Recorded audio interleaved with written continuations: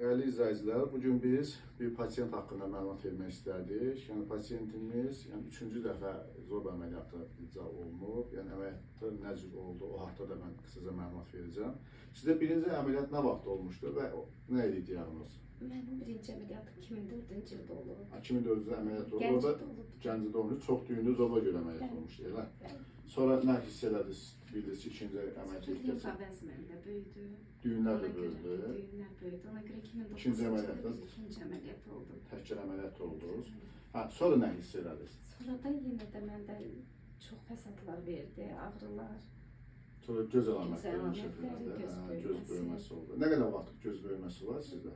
İl yarım olar. İl yarım olar. Sonra hiss edirsiniz ki, gözünüz qabağa da oldu, şişkinləşmə əmələ gəlir. Və ondan sonra başladılar sizə müalicə zob əleyhi, daha çox zəhərli zob əleyhinə Zob qoyuldu, bəli. Yenə də xeyir düşmədi. Sonradan sizi tanıdıq.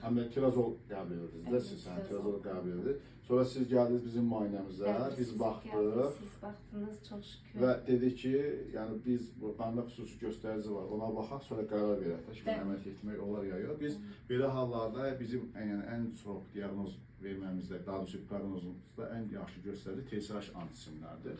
Və biz pasiyentlər təkcə müayinə zamanı həm müəyyən etdik ki, qalxanvari vəzin hər iki payında yenə qalıq böyük həcmdə toxumalar qeyd olunur, hər iki payda və TSH antisimləri də yüksəkdir. Və pasiyent eyni zamanda tirazol qəbul edirdi.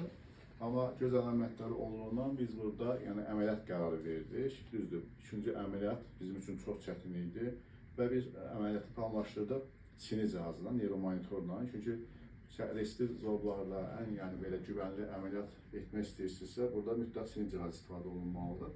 Və dünən əməliyyat olundu pasiyent, tam toxumalar xarici oldu və bu gündə pasiyenti evə yola sarıq, buradan Gəncəyə yola sarıq. Bir narahatsızlıqda da olmadı ki. Əlinizə sağlıq, Allah köməyiniz olsun. Siz də yerinizdə, düzdür, biz əməliyyat zamanı böyük stres keçirdik. Çünki sinir həqiqətən çapıq toxumaların arasından keçirdi və çapıq toxumada sinir identifikasiya eləmək bizim üçün çox çətin idi. Və şükür Allah ki, əməliyyatımız uğurla nəticələndi. Allah şəfa versin, keçmiş olsun. Sayənizdə yaxşı oldu, çox sağ olun. Gəncəyə salamlar. Sağ olun, sağ olun.